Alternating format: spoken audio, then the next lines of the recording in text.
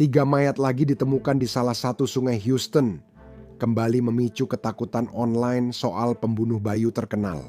Polisi bersikeras bahwa tidak ada pelaku berantai yang berkeliaran. Namun dengan terus bertambahnya jumlah mayat dan media sosial yang ramai membicarakannya, pertanyaannya justru semakin keras terdengar. Kita akan bahas apa yang terjadi di perairan Houston bersama mantan agen FBI dan CIA. Selamat datang di Sidebar, dipersembahkan oleh Law and Crime. Saya Jesse Weber. Jadi, kami sudah mengikuti cerita ini sejak awal, menurut saya. Kami berusaha meliput setiap perkembangan yang ada, dan alasan kami bisa melakukan itu adalah karena dukungan luar biasa yang kami dapatkan dari sponsor kami. Morgan, firma hukum cedera pribadi terbesar di Amerika, memiliki lebih dari 1.000 pengacara dan telah memulihkan 25 miliar untuk lebih dari 500.000 klien. Baru-baru ini, seorang klien di Florida mendapat 12 juta, meski asuransi hanya tawarkan 350.000. Di Pennsylvania, klien lain mendapat 26 juta, 40 kali dari tawaran asuransi. Morgan & Morgan memudahkan memperjuangkan hak Anda. Anda bahkan bisa memulai klaim dari ponsel Anda, jadi jika Anda terluka, Anda bisa memulai klaim di forthepeople.com. Klik tautan di bawah atau pindai kode QR di layar untuk akses /LC Sidebar. Apakah ada pembunuh berantai yang membuang mayat di Houston? Itulah pertanyaan yang menakutkan. Teori yang telah meledak di media sosial selama beberapa waktu belakangan ini. Kita sudah membahas ini sebelumnya, dan karena kejadian terbaru, kita akan membahasnya lagi. Percakapan ini terus berlanjut. Kenapa? Karena 3 mayat lagi ditemukan di daerah dekat Bayu minggu lalu, sehingga total 34. Ada rumor tentang pembunuh bayu. Rumor-rumor itu semakin keras dari sebelumnya. TikTok, Instagram, dari para pengguna dan komentator yang memposting berbagai hal dan mencoba menghubungkan satu sama lain. Mereka yakin bahwa ada sesuatu yang jahat sedang mengintai jalur air di kota ini. Sekarang Anda punya jaksa wilayah, jaksa utama Houston, yang menutup atau setidaknya mencoba menutup semuanya. Cukup keras. Dalam wawancara eksklusif dengan afiliasi NBC KPRC Jaksa Wilayah Harris County, Sean Tier, menyatakan posisinya dengan sangat tegas, mengatakan, kutip, tidak ada, dan saya ingin sangat jelas untuk menyatakan bahwa ada seseorang yang beroperasi di sini sebagai pembunuh berantai, itu adalah penolakan resmi secara terbuka. Jadi kalau bukan predator kan, kalau bukan serangkaian predator, bukan pembunuh berantai, beberapa orang bertindak bersama-sama. Apa yang menyebabkan pola suram ini, mayat-mayat yang terdampar di pantai? Pihak berwenang menunjuk pada apa yang mereka katakan sebagai kombinasi yang memilukan antara tunawisma di Houston, krisis, perjuangan kesehatan mental, dan bahaya lingkungan ini. Kamu sedang membicarakan lebih dari 2.500 mil jalur air, tapi inilah fakta yang terus memicu rumor. Hal ini menimbulkan banyak pertanyaan. Inilah yang bisa membuat keluarga tidak mendapatkan jawaban. Menurut data yang diperoleh oleh KPRC, 2 dari kantor pemeriksa medis Harris County. Hampir 40 dari sekitar 200 jenazah yang telah ditemukan di Bayou area Houston sejak 2017 telah. Pada satu waktu, penyebab kematian secara resmi tidak dapat ditentukan. Jadi itu berarti setelah autopsi dan penyelidikan, para ahli forensik tampaknya tidak bisa secara pasti mengatakan apakah itu kecelakaan, pembunuhan, atau kasus bunuh diri. Jadi, apakah ini serangkaian insiden tragis yang tidak saling berhubungan atau kebenarannya tersembunyi di tumpukan besar kasus yang tidak dapat ditentukan itu? Kami menelaah data di balik drama ini, menolak kepanikan, dan mencoba memahaminya lagi. Sekarang, ngomong-ngomong, kalau Anda belum tahu tentang Houston, itu adalah kota besar yang dilintasi oleh saluran air yang bergerak lambat dan seringkali keruh. Disebut Bayou, mereka sudah menjadi bagian dari lanskap selama bertahun-tahun. Sayangnya, pernah ditemukan mayat di sana, tapi ada sesuatu yang berubah di benak masyarakat baru-baru ini. Pemicu utama ketakutan saat ini dan semua rumor online tampaknya terjadi pada bulan September tahun lalu. Karena hanya dalam 1 minggu, yaitu dari 15 hingga 20 September 2025, 5 mayat ditemukan di berbagai rawa di sekitar kota. Dan mayat ke-6 ditemukan pada 26 September. Kita membahas Buffalo Bayou, Brace Bayou, Greens Bayou, berbeda orang, lokasi, semua terjadi dalam beberapa hari. Kisahnya tragis. Seorang mahasiswa terakhir terlihat meninggalkan bar. Pria yang dikenal takut air. Adegan lain tampaknya muncul dengan cepat seiring penemuan-penemuan ini satu demi satu. Itu sangat mengerikan. Bagi banyak orang yang mengikuti berita atau internet, ini tak terasa seperti kebetulan. Semuanya bermula pagi 15 September di Bryce Bayou saat Jade McKissick, mahasiswi 20 tahun, hilang usai keluar dari bar. Kami mengacu pada laporan Houston Chronicle tentang usia mereka. Penyelidik menyatakan awalnya tidak ada tanda kriminal jelas. Lalu hanya beberapa jam kemudian, di hari yang sama, satu jenazah lagi ditemukan di Greens Bayou yang diidentifikasi sebagai Rodney Chapman, pria berusia 43 tahun. Pada 16 September, Seth Hansen, 24, menjadi korban ketiga yang ditemukan di White Oak Bayou. Pada 16 September, Seth Hansen, 24 tahun, ditemukan di White Oak Bayou. 2 hari setelah itu, 18 September, mayat keempat ditemukan di Buffalo Bayou. Dia adalah Arnulfo Alvarado yang berusia 63 tahun dan meskipun penyebab kematiannya kemudian ditentukan karena toksisitas metamfetamin dan tenggelam, cara kematiannya dinyatakan sebagai kecelakaan. Jika kita lanjut ke 20 September, mayat kelima ditemukan di Buffalo Bayou. Korbannya Michael Rice, 67 tahun.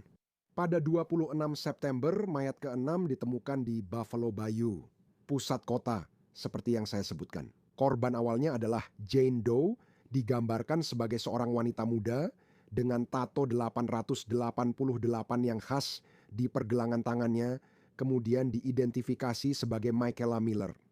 Dalam 5 hari ada 5 mayat, lalu yang ke-6.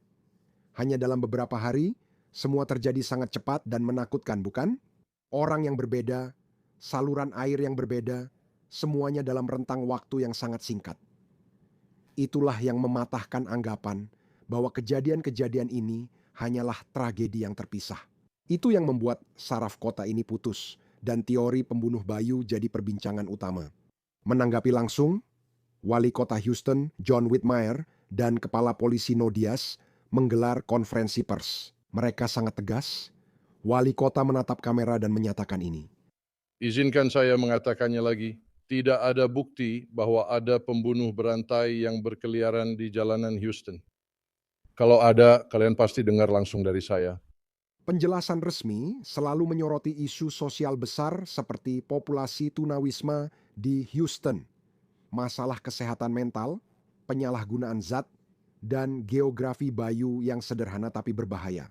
Dan itulah latar belakang tegang yang telah terbentuk selama berbulan-bulan. Ada ketakutan publik terhadap sebuah pola, sementara pihak berwenang bersikeras bahwa tragedi-tragedi itu tidak saling terkait, meskipun terjadi dengan frekuensi yang mengkhawatirkan. Dan itulah status quo yang tidak nyaman. Hingga minggu lalu, ketika ditemukan 3 mayat lagi. Jadi, hal ini memunculkan kembali percakapan dan perdebatan ini. Dan inilah mengapa Anda melihat respons baru dari pihak berwenang. Untuk menjelaskannya, saya akan menghadirkan tamu spesial. Kita punya mantan agen khusus FBI, petugas operasi khusus CIA, kontributor hukum News Nation, penulis The Unexpected Spy. Luar biasa sekali riwayat hidupnya. Tracy Walder, terima kasih sudah datang. Saya sangat menghargainya. Kita sudah membahas ini.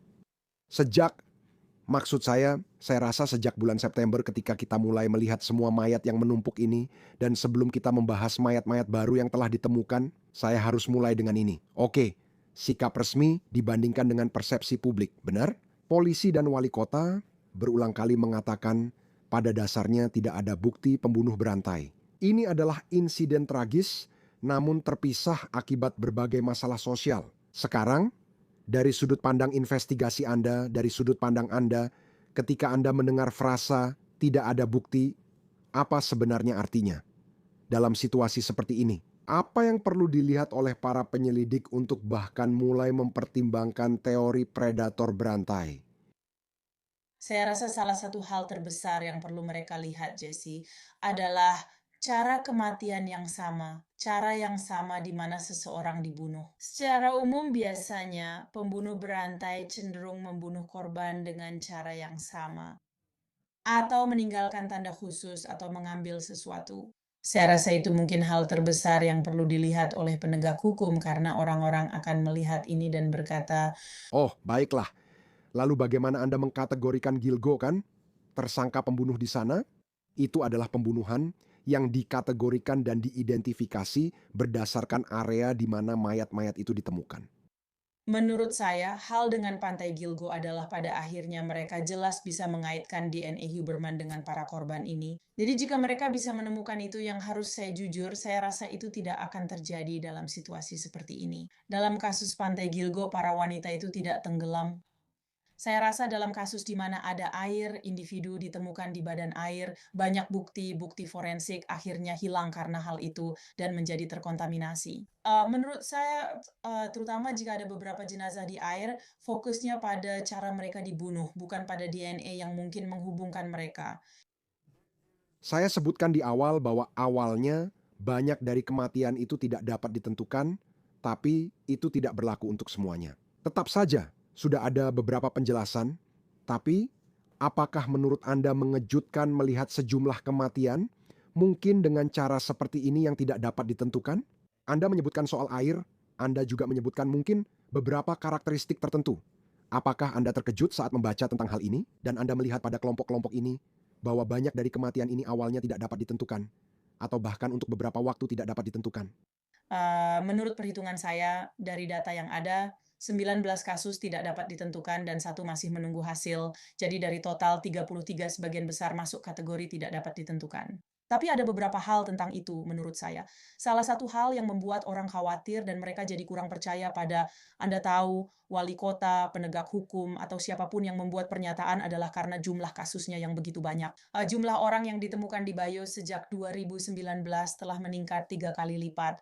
Dan saya rasa itulah yang membuat banyak orang khawatir sekarang. Untuk kasus yang belum ditentukan, menurut saya tergantung dan saya tidak ingin terlalu spesifik tentang kapan atau waktu mereka masuk ke Bayu. Semua hal itu akan berpengaruh. Dan sejujurnya sisa-sisa tubuh mereka mungkin akan membuat sangat-sangat sulit untuk menentukan bagaimana mereka dibunuh. Terutama jika itu bukan pemukulan atau tembakan atau semacamnya, itu tidak akan meninggalkan apapun pada tulangnya. Jika itu situasi overdosis, mungkin sudah terurai dan mereka tidak mengetahuinya. Saat kamu melihat kelompok bulan September, ada orang dari berbagai usia, jenis kelamin, dan lingkaran sosial. Mereka ditemukan di perairan seluruh kota ini. Sekilas kan, itu tidak memiliki ciri khas pembunuh berantai klasik. Tapi apakah itu mungkin? Apakah mungkin, Tracy, bahwa kamu punya pelaku yang sengaja membuat variasi ini untuk sengaja mengecoh para penyelidik? Menurutku 100% maksudku, Buffalo Bayou itu mencakup sekitar 500 mil secara umum kan. Maksudku bukan hanya di pusat kota Houston. Buffalo Bayou dan Brace Bayou adalah dua lokasi utama korban ditemukan. Ada juga tempat lain, namun 31 mil kan. Jadi kalau kamu melihat sesuatu seperti itu adalah rentang yang sangat besar kan. Menaruh mayat di tempat berbeda memang mudah, tapi arus juga bisa memindahkan tubuh. Jadi menurutku apapun bisa terjadi. Kamu tidak pernah benar-benar ingin mengabaikan sesuatu. Mungkin karena ukurannya sangat besar, jadi kita melihat banyak, tapi sulit dipastikan. Berbeda dengan Austin dan Danau Lady Bird yang hanya 10 mil. Saya ingin membahas perkembangan baru yang memicu percakapan ini. Oke, karena baru minggu lalu, saat kita memasuki tahun baru, ada 3 mayat lagi yang ditemukan di Sungai Houston hanya dalam beberapa hari. 22 Desember. Satu mayat ditemukan di Buffalo Bayou, di pusat kota Houston. Mayat lainnya ditemukan di Braze Bayou, di lingkungan Pine Valley. 24 Desember, mayat ketiga ditemukan di Buffalo Bayou dekat lingkungan Rice Military. Sekarang, terakhir dicek, hasil autopsi masih menunggu. Itu sebenarnya tidak mengejutkan, mengingat kejadiannya masih baru. Namun jika perhitunganku benar, total mayat yang ditemukan di 2025 sudah 34, jadi hampir menyamai total tahun lalu bahkan tahun sebelumnya. Sekarang, Tracy, ini adalah pola kan yang membuat orang sulit tidur. Kamu membahas lonjakan penemuan tiba-tiba secara berkelompok. Kita tidak tahu kapan mayat diletakkan di sana atau apakah ini masalah. Di mana seseorang melakukan sesuatu pada dirinya sendiri, kapan mereka melakukan sesuatu pada dirinya sendiri di area itu. Namun, 3 mayat baru dalam beberapa hari. Sebagai penyelidik, apa maknanya bagimu? Menurutku, apa yang dia katakan padaku adalah aku tidak ingin bilang ada alasan untuk khawatir. Tapi di saat yang sama, seperti yang sudah aku sebutkan sebelumnya, ketika jumlah mayat meningkat 3 kali lipat dari tahun 2019, menurutku, aku akan khawatir sebagai warga. Apakah ini sudah diawasi dengan benar? Aku mengerti. Ada ratusan bahkan ratusan hamparan kan bermil-mil tanah. Aku paham itu, tapi apakah semua ini sudah diawasi dengan benar? Apakah ada individu jahat di sekitar sini kan? Itu menimbulkan semua pertanyaan tentang keselamatan publik secara keseluruhan. Bukan hanya soal pembunuh berantai yang berkeliaran. Aku paham dari sisi keselamatan publik, orang-orang pasti khawatir. Apalagi ada 3 mayat ditemukan hampir 3 hari berturut-turut dan dievakuasi. Dan sejujurnya kalau kamu lihat siapa saja individu-individu ini, aku paham usia mereka memang beragam, tapi sebenarnya hanya 3 dari mereka yang perempuan, sisanya laki-laki. Menurutku orang-orang melihat pola sehingga membuat mereka khawatir. Dan supaya jelas, kalau ada yang belum familiar dengan geografinya di sana, kalau kamu mendengarkan ini dan berkata, ya, kalau penegak hukum dan wali kota harus menangani hal ini. Dan ada begitu banyak perhatian di media sosial dan spekulasi. Kenapa tidak mengerahkan sumber daya untuk mengelilingi Bayu saja? Untuk memastikan tidak ada yang mendekat ke sana atau untuk memastikan ada pengawasan ketat terhadap apa yang terjadi atau memasang banyak kamera pengawas, itu tidak sesederhana itu. Bahkan jika itu diizinkan kan? 100 kamu benar sekali. Aku orang Texas, jelas aku tinggal di sini. Bayu sangat-sangat berbeda. Ya, mereka memang berpatroli di sana dengan menunggang kuda, mereka punya regu dan unit yang memang khusus untuk itu. Mereka berpatroli dengan kuda, mereka juga berpatroli dengan sepeda. Area ini tidak bisa kamu patroli dengan mobil atau sejenisnya. Tentu saja sih mereka bisa menggunakan drone jika ingin lebih efektif dalam menjangkau area yang lebih luas. Tapi ini berbeda lagi dengan yang kita lihat mungkin di Chicago, di sekitar danau, atau di Austin kan, di mana itu adalah badan air yang tertutup. Jadi jauh lebih mudah untuk memasang kamera keamanan dan hal-hal seperti itu. Tempat-tempat seperti ini benar-benar sangat sulit untuk dipatroli dan membutuhkan jumlah tenaga kerja yang luar biasa banyak untuk melakukannya. Sekarang saya ingin bertanya tentang tanggapan ini. Sebagai respons atas 3 penemuan baru, Jaksa Wilayah Harris County, Sean Tier, memberi wawancara eksklusif minggu ini ke NBC afiliasi KPRC. Pesan ini menegaskan kembali apa yang kita dengar September lalu. Saya ingin memperjelas ucapannya karena dia bilang, kutip, tidak ada. Saya ingin benar-benar memperjelas. Untuk menunjukkan bahwa ada seseorang yang beroperasi di sini sebagai pembunuh berantai, ada banyak alasan untuk kematian keamian ini, tidak satupun dari mereka adalah pembunuh berantai. Dia langsung mengaitkan tragedi itu dengan masalah tunawisma besar di Houston, ditambah masalah kesehatan mental, serta penyalahgunaan zat yang meluas. Dia menjelaskan secara spesifik, mengutip, ini fakta yang jarang diketahui, tapi saat masuk ke Bayus, sangat sulit keluar. Ketika kamu menggabungkan itu dengan seseorang yang sedang di bawah pengaruh zat tertentu, seseorang yang sedang mabuk, entah bagaimana, itu membuatnya jadi semakin sulit. Dan dia memang mengakui bahwa, ya, ada kalanya kami menemukan mayat yang ditempatkan di Bayu secara kriminal, itu sudah pasti, tapi itu bukan sesuatu yang sering terjadi sekarang. Tracy, apa pendapatmu tentang penjelasan itu dan dari mana dia tahu? Menurutku jawab bagian terakhir dulu, Jesse. Menurutku itulah masalahnya dan mungkin itu juga alasan kenapa begitu banyak spekulasi yang beredar di media sosial dan juga di antara warga Houston dan Texas.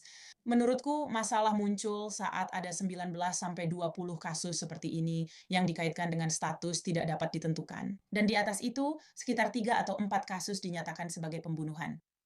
Kamu sebenarnya hanya tahu apa yang terjadi pada sekitar 7 orang ini kan, berdasarkan autopsi dan semacamnya. Jadi menurutku agak aneh kalau dia membuat pernyataan umum bahwa kita tahu bagaimana semua orang ini meninggal, semua hal itu. Ketika penyebab kematian mereka tidak diketahui, sekitar 2/3 dari mereka tidak diketahui, itu agak tidak bertanggung jawab untuk dilakukan.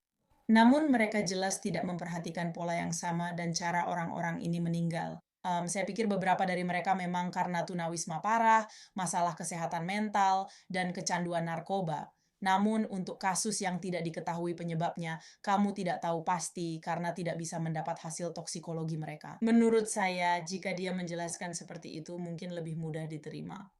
Saya harus memperjelas sesuatu dan akan sangat jelas. Semua yang baru saja dia katakan bisa saja benar, 100% bisa saja benar. Tapi, dan saya tidak bilang dia berbohong, saya tidak bilang dia menyesatkan.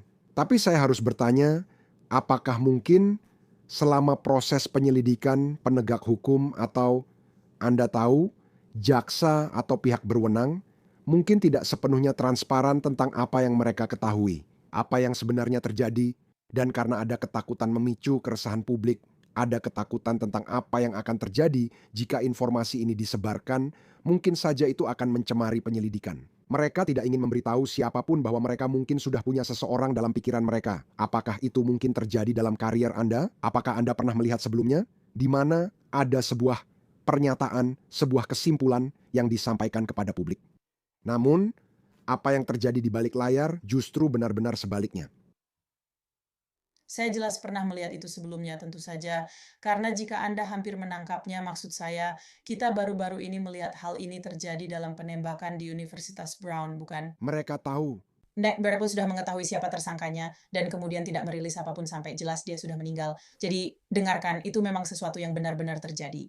Tapi menurutku dalam kasus seperti ini, di mana ada lebih banyak orang di wilayah yang sangat luas seperti ini, mungkin akan sangat tidak bertanggung jawab demi keselamatan publik jika tidak mengungkapkan semua informasi yang kamu miliki, bukan? Karena wali kota, kepala polisi, mereka memang punya tanggung jawab untuk menjaga keselamatan warga Houston dan anggota Kabupaten Harris, kan? Itu tugas utama mereka. Jadi jika ada masalah keselamatan publik, jika ada pembunuh berantai yang berkeliaran, atau jika mereka punya firasat apapun, itu adalah sesuatu yang harus mereka sampaikan dan mereka harus membiarkan warga mempersiapkan diri. Tapi juga karena masyarakat bisa membantu dalam hal seperti ini, bukan? 100 maksudku. Masyarakat sudah banyak membantu, menurutku, dalam begitu banyak kejahatan belakangan ini. Dan menurutku mereka adalah alat yang sangat penting dan efektif dalam menangkap pelaku. Aku rasa mereka sangat membantu dalam memecahkan kejahatan. Kamu tahu, kunci lain untuk benar-benar memahami ini adalah kita harus menanyakan pertanyaan mendasar ini, kan? Mengapa Houston sering menemukan mayat di sungainya dengan tingkat yang mengkhawatirkan? Houston Chronicle baru-baru ini melakukan investigasi besar dengan menelusuri hampir 1 dekade data. Itu menunjukkan gambaran jelas dan kompleks yang melampaui satu teori. Karena kita bicara skala sangat besar. Houston memiliki lebih dari 2.500 mil saluran air yang tersebar luas, sering tanpa pembatas. Jaksa wilayah mencatat saluran ini sangat sulit untuk keluar begitu sudah masuk. Namun, data dari Chronicle mengungkapkan beberapa pola yang sangat penting. Di sini terlihat bahwa para korban sebagian besar adalah pria dewasa. Mereka secara tidak proporsional adalah pria kulit hitam berusia di atas 35 tahun. Secara geografis, kematian ini sangat terkonsentrasi hanya di beberapa kode pos di pusat kota Houston dan wilayah Second Ward. Perlu dicatat, penduduk kulit hitam bukan mayoritas populasi. Ini menunjukkan tragedi yang sangat terkait dengan kelompok paling rentan. Dan ini adalah isu penting sekarang. Saya akan mengatakan ini. Ketika penyebabnya dapat ditentukan, data menunjukkan campuran, jadi tenggelam adalah penyebab yang paling umum diketahui. Tetapi catatan juga menunjukkan tindakan menyakiti diri sendiri, pembunuhan, overdosis obat, kematian yang terkait dengan masalah jantung, atau kecelakaan, lalu lintas di mana tubuh berakhir di air. Ini membawa kita pada faktor yang paling ditekankan pejabat, kerentanan sosial yang mendalam. Data tersebut menegaskan bahwa kematian ini sangat terkait dengan krisis tunawisma di kota, perjuangan kesehatan mental, dan masalah penyalahgunaan zat. Anda memiliki korban yang mungkin berada di pinggiran, jadi ada rawa-rawa dan tepi sungai yang menjadi bagian dari lingkungan mereka. Anda memiliki kombinasi, mungkin antara keracunan, keputusasaan, atau mungkin hanya satu langkah kecil yang salah. Sebuah kecelakaan bisa berubah menjadi sesuatu yang fatal. Tracy, Ketika Anda melihat data itu dan mencoba memahaminya, serta mencoba mencari maknanya dan memikirkannya, kita sedang membicarakan kelompok individu ini. Apa yang paling menonjol menurut Anda? Menurut saya itu sangat sedih. Dan saya pikir sebagian dari penyebab mengapa penyebab kematian tidak diketahui atau mengapa individu-individu ini tidak dilaporkan hilang sejak awal mungkin juga berkontribusi pada hal itu. Banyak anggota keluarga tidak maju ke depan karena seperti Anda katakan mereka tunawisma dan sering berpindah tempat. Dan saya memang berpikir ini menggambarkan gambaran yang lebih luas. Karena di seluruh Houston, maksud saya, sungai-sungai kecil benar-benar ada di mana-mana. Dan saya memang berpikir yang terjadi adalah anggota dari kelompok-kelompok ini tidak bisa mendapatkan bantuan yang mereka butuhkan. Akibat mabuk atau sebab lain, mereka jatuh ke sungai kecil dan tak bisa keluar. Saya rasa ini menandakan masalah sosial yang lebih besar.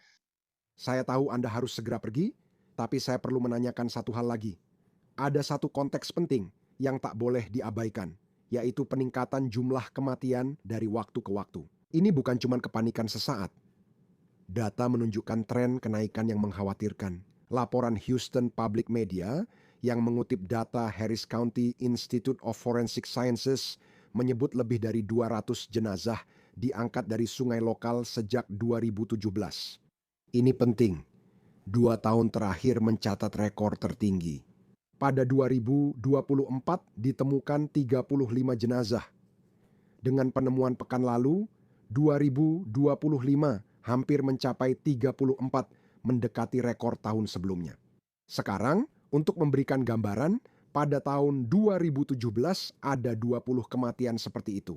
Angka itu berfluktuasi dalam beberapa tahun berikutnya, tetapi mulai meningkat secara signifikan sekitar tahun 2020. Tren ini jelas. Kematian di Bayu meningkat tajam dalam dekade terakhir, terutama yang terkait Bayu dalam beberapa tahun ini. Kita sedang mencapai puncak. Dan ini bukan sekadar lonjakan di media sosial, tapi juga terlihat jelas pada data sebenarnya. Meningkatnya tragedi ini jelas menjadi bahan bakar yang membuat setiap penemuan baru menjadi perhatian seluruh kota. Sebuah respons, teori-teori, Tracy, sebelum saya akhiri, mengapa kita melihat hal seperti ini? Menurut saya, itu masalah terbesar saya kan. Itu juga alasan masyarakat merasa takut. Jumlah yang sangat banyak ini, menurut saya sebagian alasannya mungkin karena patroli telah ditingkatkan sehingga lebih banyak orang yang ditemukan. Menurut saya, itu juga dipengaruhi curah hujan tahun itu dan jumlah orang yang ditemukan. Faktor-faktor tersebut jadi penyebab utamanya. Tapi saya juga ingin tahu bagaimana tingkat tunawisma meningkat di Houston. Sebenarnya sih saya tidak tahu jawabannya, tapi saya rasa itu adalah sesuatu yang layak untuk diteliti. Dan saya juga berpikir dalam bayang-bayang pandemi, banyak orang yang akhirnya terpinggirkan juga.